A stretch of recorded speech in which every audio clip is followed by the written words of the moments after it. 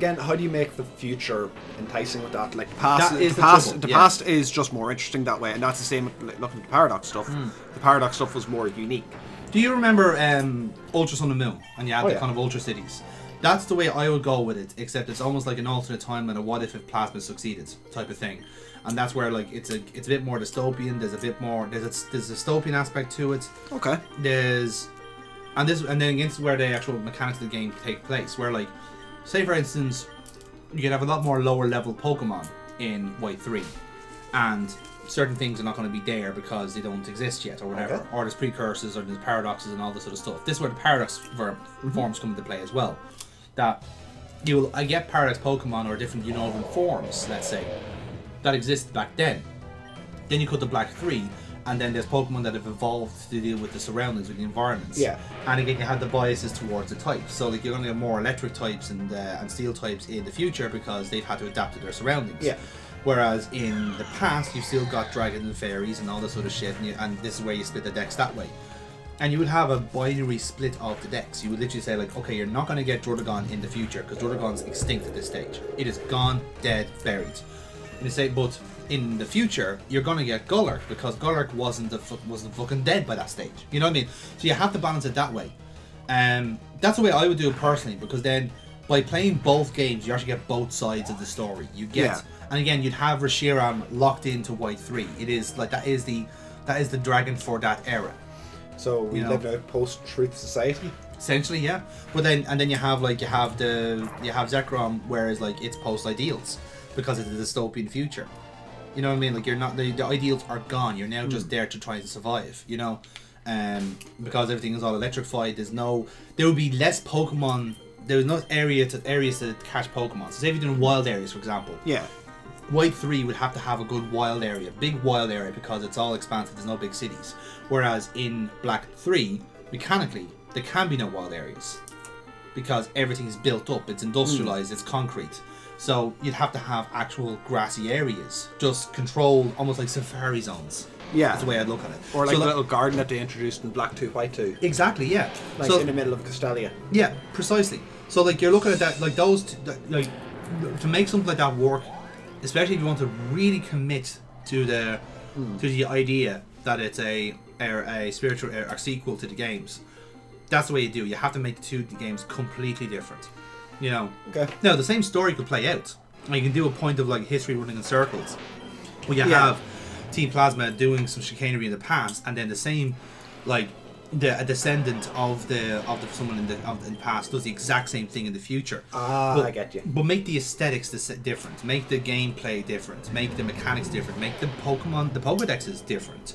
You know, like I said, like it's also good like kind of middle ground between Legends and the original games, where like in Legends you have your first Pokédex and you got original Pokeballs. You can still work on that kind of premise. You know, it doesn't have to be in feudal Japan. It can be in it can be a little step up. So you're still using old tech and you're still using ledgers instead of Pokédexes. Yeah, but it's a step up. You know, whereas it's like that said, the main dragon is heavily based around the past. It is, yeah.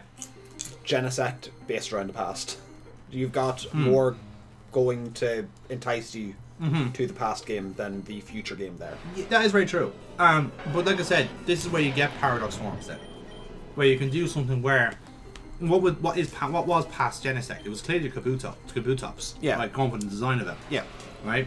But like but this is where you get the paradox Kyurem. You want to see what Kyurem was like in the past when it had the ultimate 3 dragons.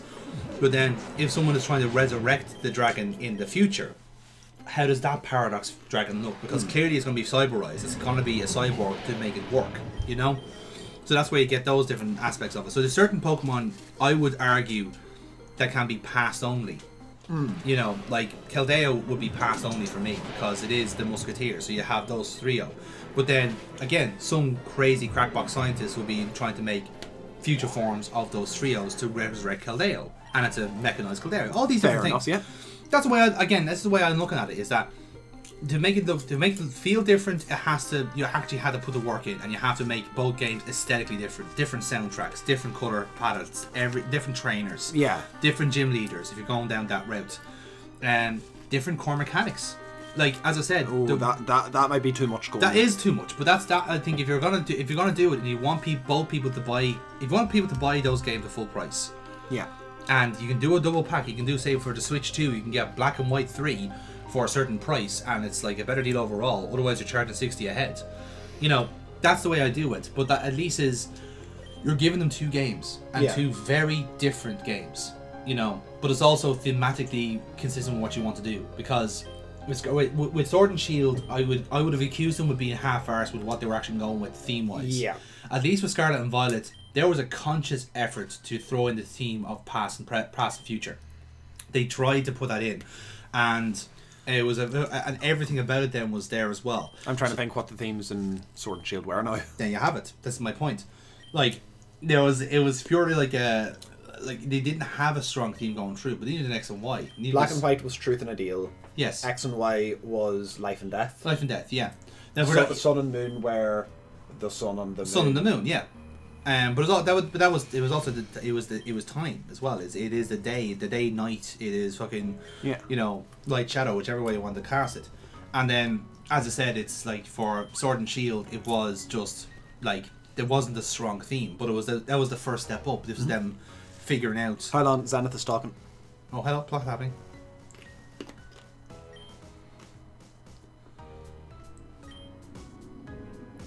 We should have listened to him in the first place. Oh, I love when the butlers compliment you. Lovely today, sir. Thank you.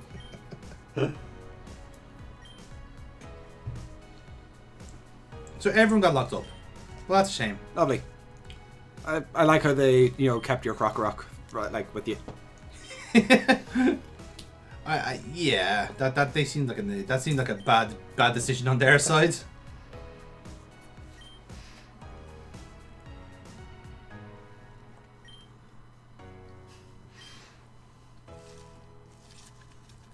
No, mystery solved.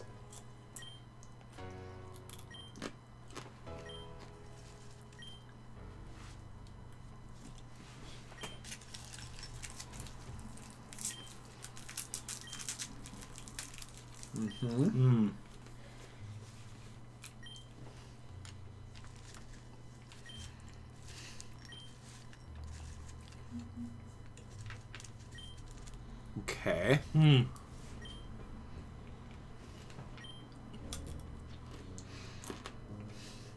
No.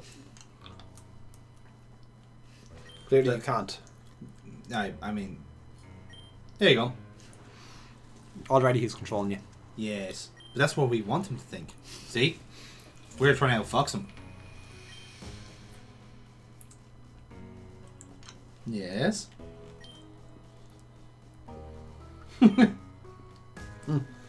Somebody's rebelling. Oh, I see they hid.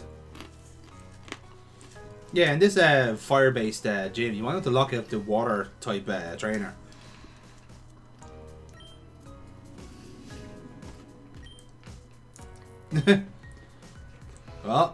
Different dialogue. Well, keep talking to him until the dialogue repeats. There we go. We go again.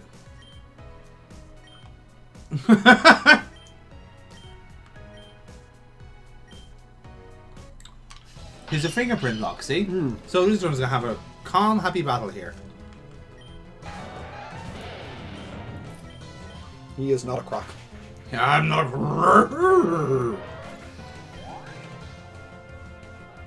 Again, slightly dating our videos here. New Futurama series aside. Oh yeah, how about that? Yeah. Oh, I forgot about it already.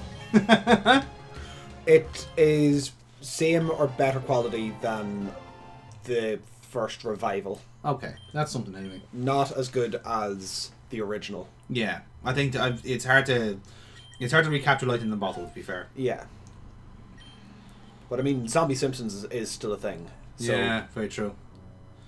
So now we are disguised as an infernal cultist. God, we look terrible. You can just open all the doors. Yes, but there's only items in some of them, James. Like Corrode, which is a new move completely. In this game, or isn't Corrode one of Salazzle's moves. Salazzle's ability is corrosion. Ah, that's so it means that any poison affecting moves on steel types work. Yes. How dare I get them confused? You big silly.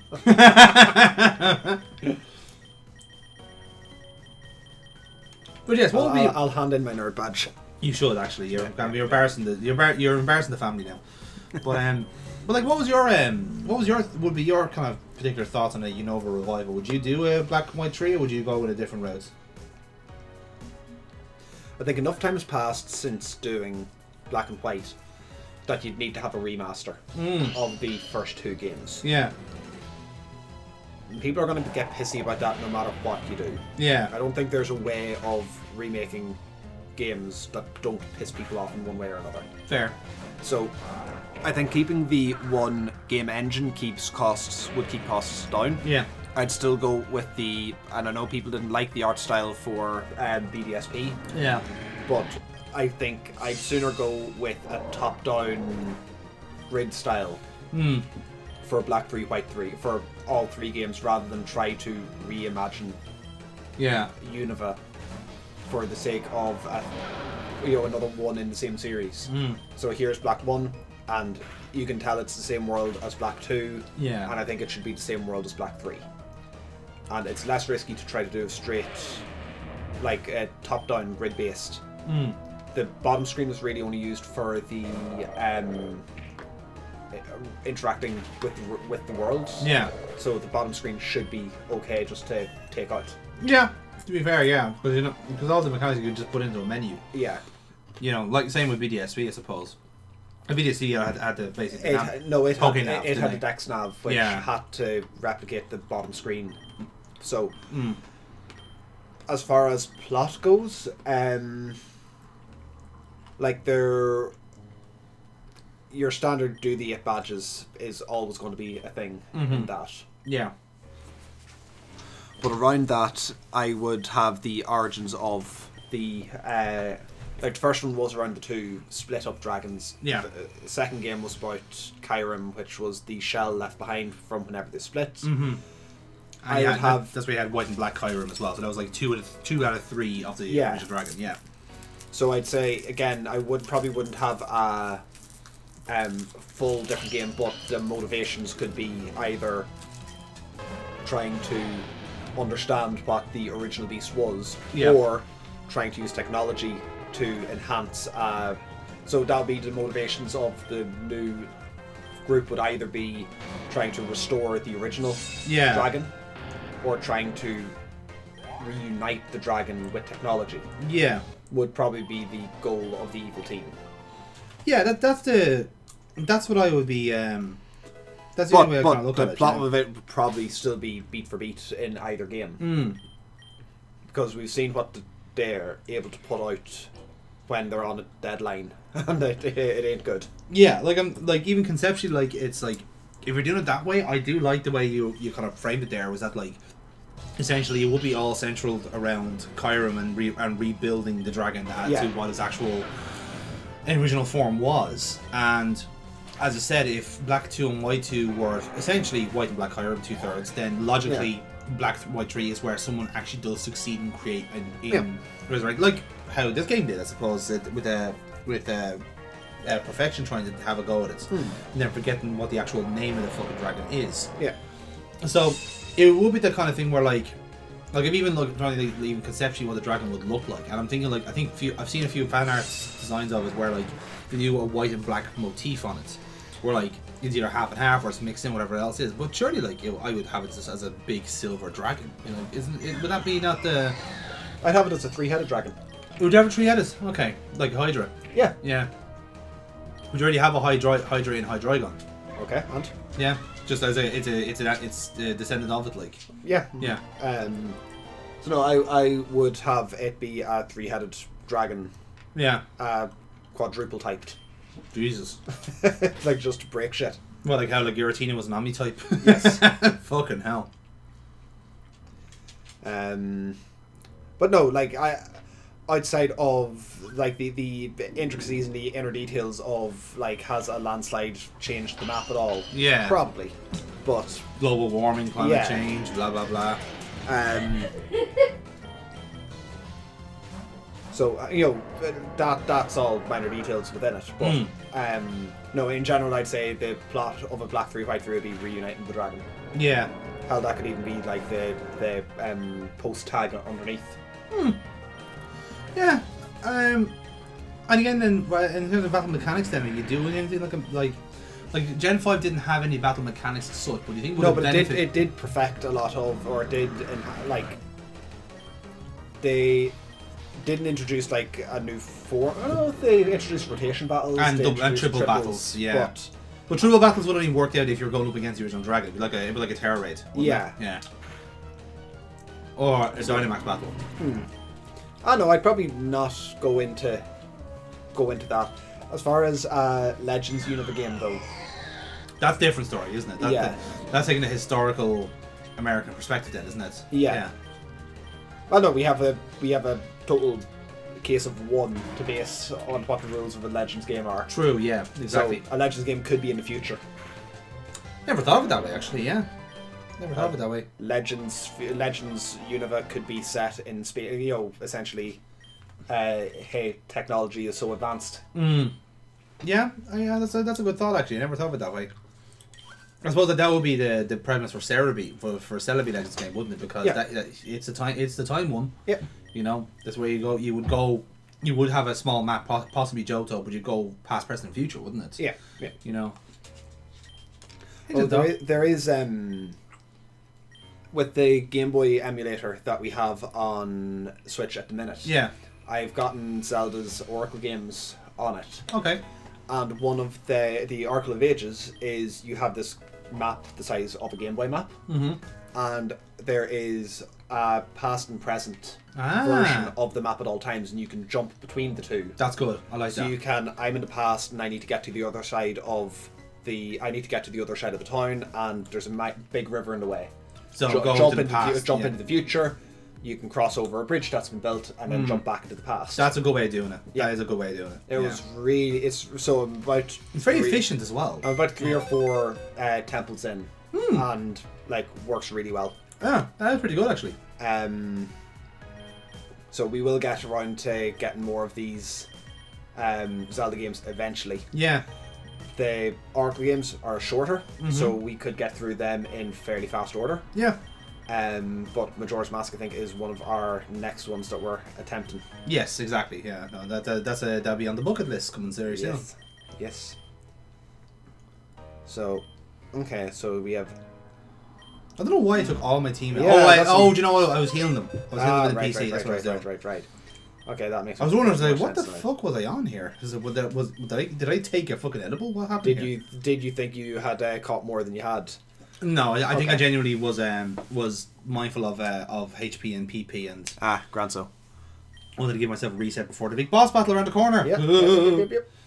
So let's see. Hoping you can show what the name is and we can see if it's a reference. So indecisive. I know. Just Fergus. I have absolutely no idea. Good, because I don't either. Oddish. Ferrothorn? Fergus? Fair enough. No. I think I already have one anyway, so I think it's a dupe. Yeah. And my house rule is if you have any dupes, we release one. Yeah. Yep. To save space. I had to go through the whole fucking song and dance routine. Of going through I just jumped up 50 levels. Yeah. So, Ferrothorn is a beast, though. It is a monster. It's an absolute fucking specimen. It's crazy you'd like it, because you're normally one for all-out attack. Oh, I never use it. I hate it. Don't get me wrong. I can recognise if something is functionally very good, but I am also of a policy of let's set the fucking thing on fire, and usually that works. Broadly speaking, I'm not an expert or anything like that, but fire tends to solve most of my problems. Did I bring a Ferrothorn into one of our Pokemon Madness tournaments? I feels like you did. It was the kind of thing that I think we all accuse you of bringing a Ferrothorn in. Whether you actually did or not, I think is kind of academic, really. I think we're so convinced I was going to be bringing in a Glisker. Yeah, fairness, like we were so convinced. Yeah, because you were fucking like, oh man, oh, it's my baby. Yeah, yeah. It was like, oh, I love Glisker. Glisker's the best. I love Glisker. How do you think we were going to feel? Like, you know, like it was obviously fucking so signposted, you know. Yeah. So signposted, I wasn't going to do it. Exactly. Yeah. So yeah, I check here and I'm nearly certain. No, you couldn't find it. No, there you go. Yeah, that's fine. In fairness, these ones always tend to show up in the on these fucking egglocks anyway. Yeah. Because we consider this like what the second or third go of this egglocke, I think. So yes. Yeah. Oh, you had to remake this, a lot of this to this. We lost a lot of original party, which anyone watching the long play of this will be thinking, what the fuck happened? Yeah, like I missed that Apom. Yeah, and this one Apom missed you too. It's okay though. It's dead and it's never coming back.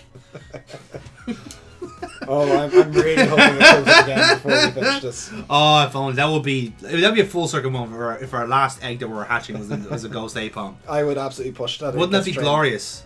I would absolutely push for it to become part of the team proper. Just as a little mascot for the end. Yeah. Look, completely underleveled, completely useless. You raved about Eevee. Speaking of, so we've decided to box Eevee for the time being then. But Eevee is my break glass situation. Right. Is my break glass solution, yeah. Like, if I'm going into a tough battle, which I know I need Eevee, I won't bother because for an Infernal one, we kind of have their types covered really between Buccaneer, and Scizor and Metagross. So like between Rock, Water. Wouldn't Infernal all be fire types? Yes, but they have a bit of crossover with Rock and Ground. So fair. So like you have a fighting dip there for the rocks. You've got a ground type being covered by Metagross as well.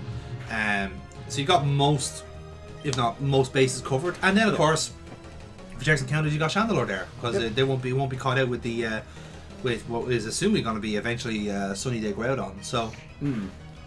This has all the megas in it, so this is going to have Mega Groudon. Or Primal Groudon, yeah, like we have a Kyogre. So we're going to get Primal Groudon, which means you still get a Mega something. Yes. Because bear in mind, we had a Mega Crawdont in the right there. They count as different. Yes, exactly. That's right.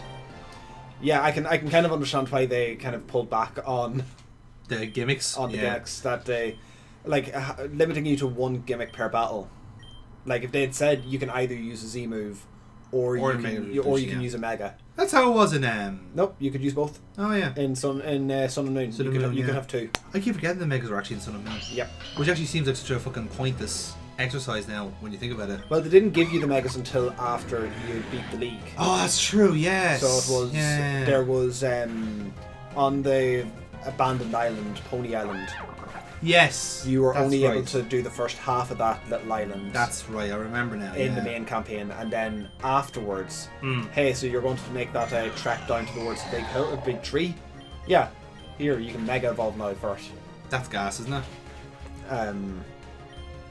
And they had a guy at the end at the big tree and was like, hi, I sell all the stones. Hey man, you want to buy something? You want to buy some stones? hey, I got some stones here. I got some rock here for you. Some real good shit, man. Hey, have you got any more of that Lucarionite? God, I fucking need some Lucarionite, man. Come on, I'm dying out here. Like, if they had been a bit more restrained and kept it to things that needed it. Well, this is the thing when you do a battle mechanic like this, and we're going to have this problem with the Paradox forms as well, is that the Paradox forms are genuinely an actual goddamn success. They are good. I like the premise of them. I think it's interesting. The trouble is though, they're not going to be kept after this game. After this, this is my fucking problem. Is that like, it is on a competitive standpoint, the Megas and XZ moves were kind of meant to be curveballs to throw people off. Yeah, and for the Megas, I think they blew the load too quickly with X and Y and Auras, in the sense where like broadly speaking, right, you could have done a thing where like every season you get a new Mega coming out, and eventually you potter out the competitive play. As I said before, I've said this countless times in this playthrough now, so you're probably sick to death of me if you are watching a long play of this. I'll be saying this, but look at the meta of what's happening competitively, right? And then you bring out something that is going to be to be counter it or an alternative to it, right? You'll be like a better alternative or whatever else, or even a marketing thing. If you think you can market a new mega to be look really cool, if you think you can get a mega, if you can get a mega Raichu through fucking marketing, then put out the mega Raichu. Because like I said, it could have a competitive thing, or it could just be a cool thing to sell. You know what I mean?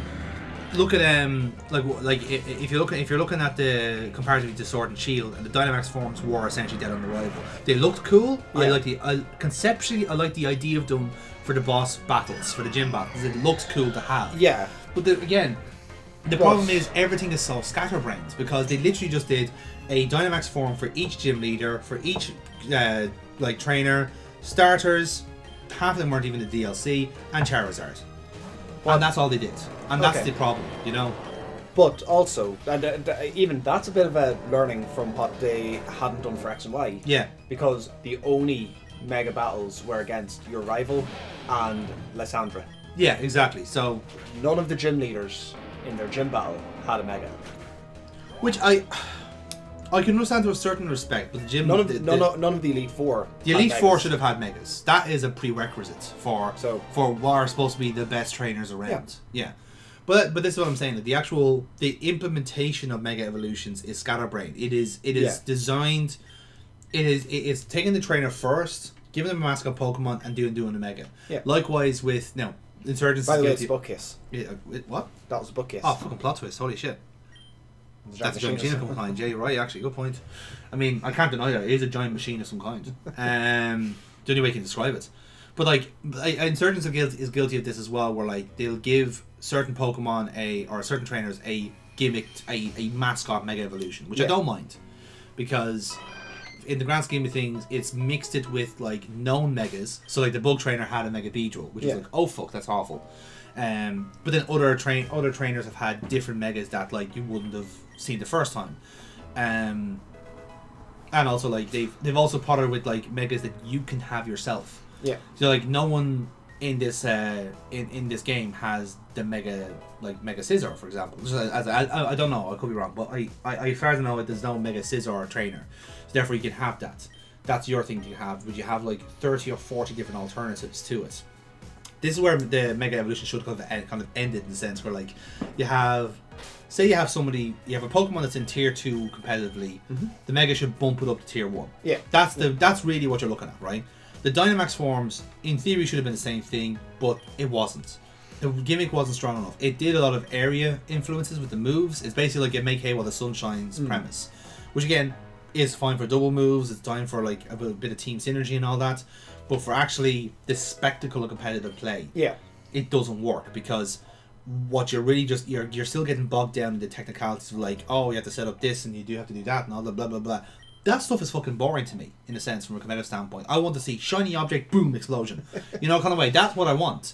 You know, because I think that it's one thing where like a lot of competitive play, like Pokemon falls down with a lot of competitive sport like that. You know, like I can't, for example, like for esports like League of Legends and all this stuff and Counter-Strike, I can't get into them because they are bogged down in technicalities.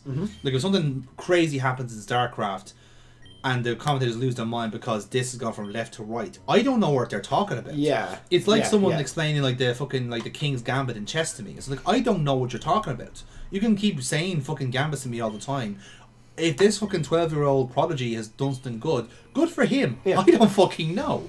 Whereas I'm looking at something like esports, like for a sports game, it's obvious there's a bit of skill going on, or it's obvious you're doing something decent. For Pokemon, I think you can lean it back a little bit and say, okay, like this season now for Meta Pokemon, there's 3 new megas in play. How are they going to use it? Even it's an incentive to use them. Like they could be given the mega to play with as the tournament goes on, as the league goes on, or whatever. You know, there's so many ways around it in a sense, but that's also down to the gameplay balancing, to what mechanics you use, and in the end, the competitive play is not steering how the games are designed. It is a reaction to it, and that's kind of the way it should be. But who put a trapdoor on a table? What the fuck? Like that is a table, right? Yes. Yeah. Like who puts a trapdoor on a table? Clearly, well, it worked. Fucking really did. I actually did not see that coming. And now Groudon's on the table. I mean, yes. Groudon weighs 20 tons. It's the heaviest Pokemon in history. Well, Zenith is like clearly like being catapulted. Yeah, Based clearly. on that. It's either that or he's had it like corrugated and reconstructed. Like, anyway, boss battle time.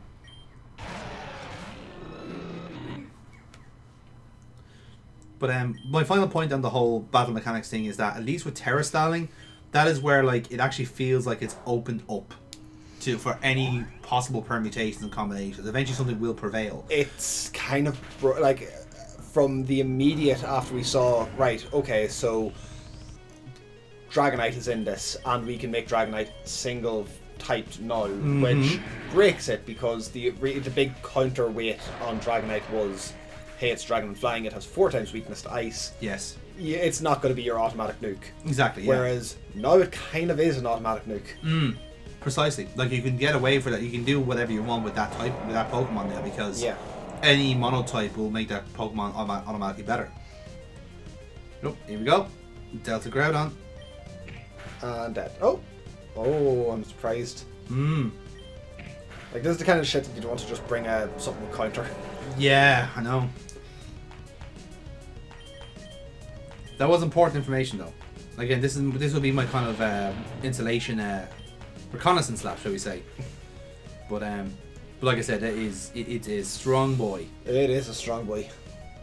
Dangerous boy. And that's not even its primal. No, that is primal. That is primal Groudon, yeah. I said Delta one there for the habit there, bro. But that's the same. Like as you said, like but it's opened up, so something will prevail as the top 5 Pokemon used in the tournament. Yeah. Which then is like that's important data then to start designing new Pokemon around.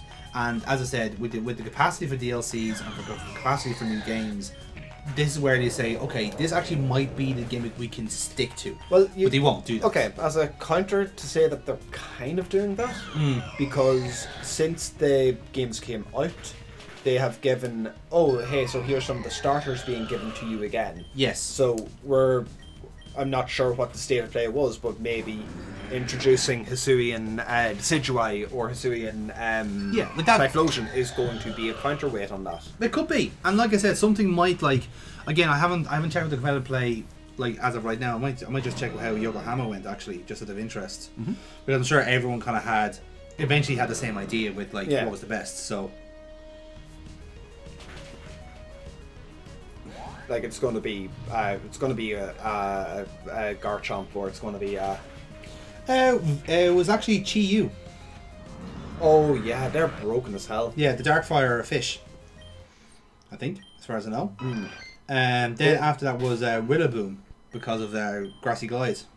Again, now Rillaboom was introduced after the first version of it. Yes, and then we have Heatran, it's always there. Rillaboom, I think I couldn't win the Terror Raid against. There's been, I've only got done about maybe half of them. Oh, okay. And some of them are just like, yeah, no, I'm not getting that in time. Fair enough. So yeah, Chi-Yu, pretty much a quarter of players use that. Yeah. It's because it weakens everyone's special defense or special attack. It is exactly that, yeah, the Beads of Ruin. Then you had Rillaboom, which was the Grassy Glide gimmick. And then you have Heatran. Then you got Landorus T. And what's he got? Okay, just don't scroll down. Among Us, Tornadus, and Urshifu were another few others. Wait, Urshifu's out? Urshifu, yeah. Okay, so that was just like, hey, you can get it in from home. Yeah, it hasn't been in raids. Exactly, yeah. Chen Pao is another one that happened as Among Us, Tornadus. Okay, you got good first hit in here. I did, yeah. I got lucky. I've actually been reading this in ascending order. So bear with. Chi-Yu, Rillaboom, Heatran, Tornadus T, Chen Pao, yeah, Among Us, Tornadus, Urshifu, Rapid Strike. Yeah, that's the water form or the water form, yeah. Yeah. Iron Hands. Okay. Which is the future Hariyama. Yeah. And then Flutter Mane, which is the past Miss Mages. Yes. 71.7% of players. It's like Fuck. But much of that point now, right? If you know that a vast ghost fairy is your top Pokemon in meta, everyone's using it. It is now the Hydreigon of the year. Yeah. That is when you go, okay, what do we use to fix that? We need a slow poison type or a slow fucking steel type, whatever. Toxapex. Toxapex, exactly. Well, Toxapex with Steel Terra will be the fix to that. So that's what I'm saying. Like, something is always going to come around, but like, and there'll always be meta, and then beat what beats the meta in the moment. Exactly, yeah. Oh, I know. But he's usable for his full restore, so. Did he only have the one? I think he has 2. I think these bosses have 2. Predator and a fast priority move, or Aqua Jet on Buccaneer. This is what my thought process was. Gone. Okay. We would. Because but you've still got a Mega to deal with. Indeed we do. And we know Chandelure. We've established Chandelure as a thing. Yeah. But you also have a Buccaneer that you haven't released it. Yeah. I'm mindful of that. That's going to be a bit of an ace in the hole, as it were. Right. Yeah. Like, I'd still be like, you've got your Buccaneer that hasn't been used yet. Yeah, exactly.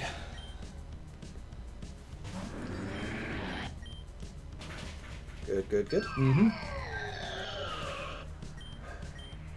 Yeah. Oh, this will be the Mega. Hmm.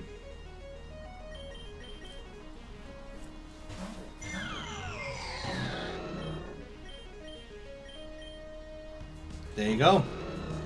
We call it right on the button. Oh yeah. And you can see there it's using its speed boost.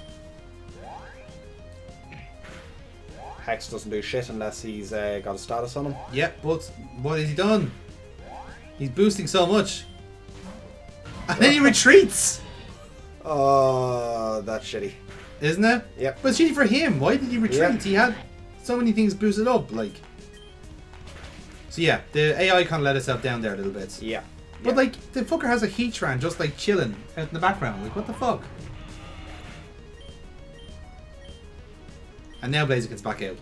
Wait, and lo and behold, Aqua Jet. None of the boosts. None of the boosts. And low HP. Yeah. And all I could have done was just fucking... Blaziken did not need the Mega, but it made the playthrough of X and Y insanely easy. Oh my fucking god, did it ever. Wait, no. Was that for... Which one did you get the Beldum for? Did you get Beldum and Blaziken for X and Y? I thought Beldum was... No, Melgross was just Auras, I think, wasn't it? You got given a gift starting off. I think you got Mega Blaziken for starting off X and Y back in the day. Like back in 2013, there was a mystery gift. Oh, Blaziken. right. Yes, you could be right. And we had like, oh well, if they give that, then the Auras has to be right around the corner. Yes, which is that was the clue to it. So did they give you a free Beldum at the start of Auras? I don't think. Or no. They definitely gave you a free Beldum for one of the Gen 6 games. Yeah, the Gen 6 games definitely had a free Beldum. I think Sun and Moon had it. I think Sun and Moon had a free Beldum. Could be wrong. I'm not sure. Oh, another plot twist. It's the Oracle of Delphox. Oh. And he's talking in purple. Purple. Blah.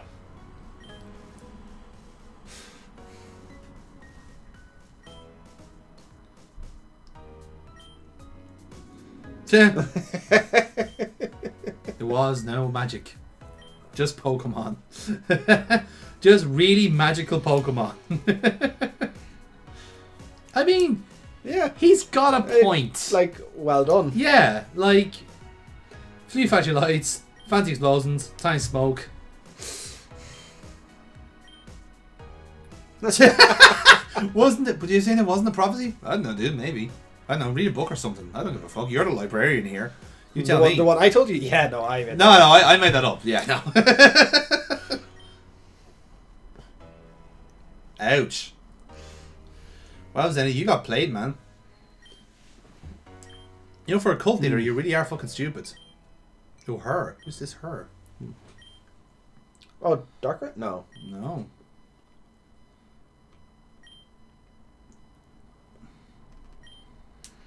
Hmm.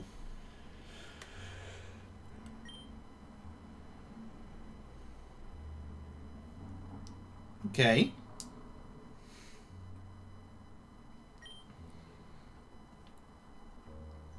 Okay.